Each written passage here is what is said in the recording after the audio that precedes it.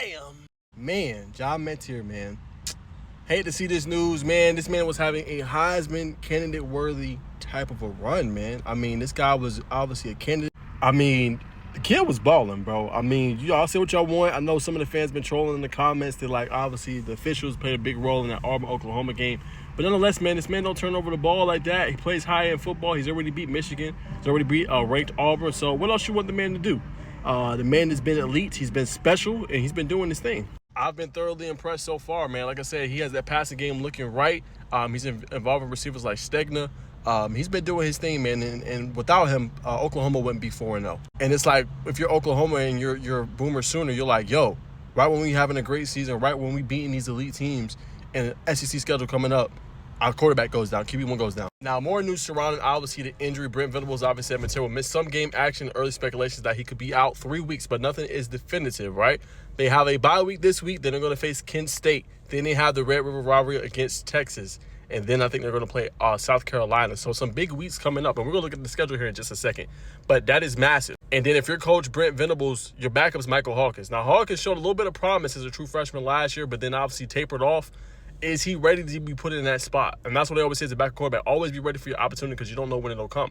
And for Hawkins, this is big for you, right? Because you've been sitting on the bench, you've been watching behind, but this could set up your next opportunity at your next school potentially if you don't want to wait it out with Mentier. So if it's him, like this is a report card, right? This is a grade, right? This is a evaluative period for him because if he can ball in those 3 weeks and keep them upright, right, he could potentially find his next destination, or he could potentially be the QB next year, depending on what Mentier does.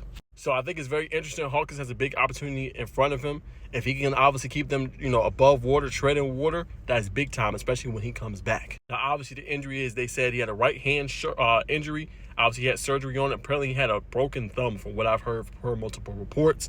And so that is the reason why he had to have surgery and ligament damage, basically. So that is why he is out. But like I said, that is massive for the Oklahoma Sooners, who's having one of the best seasons to start in quite some time, especially in the Brent Venables era. Defense has always been good. They've struggled offensively, though. 10 sacks in their last game. Defense is right. And then you got to remember, this is a guy you trust. This is a guy, if you defensively, you play hard for it because you know if you give him more opportunities and chances, he's going to convert them into, scores. He's going to convert them into touchdowns, right? And now you got to depend on a young guy to see if he's ready to go for that. It's a lot to ask, man. You know what I'm saying? So big time weeks coming up for them. And like I said earlier, I wanted to bring obviously up the schedule. This is the schedule. Texas, South Carolina, like I said, Ole Miss at home, at Tennessee, at Bama, Lowett, Missouri, and then LSU at home. So it don't get easier, but the good thing is you got Mizzou and LSU coming to Norman, right? But you got to go to South Carolina, Tennessee, and Bama. That don't make it no easier. So they got their work cut out. Hopefully they'll have him back probably by this game, October 18th, hopefully. You know what I'm saying? Because they're going to need him. And hopefully he can tread water. If he can go 2-1 in that stretch, I think they'll be just fine at 7-1, or 6-1, I should say.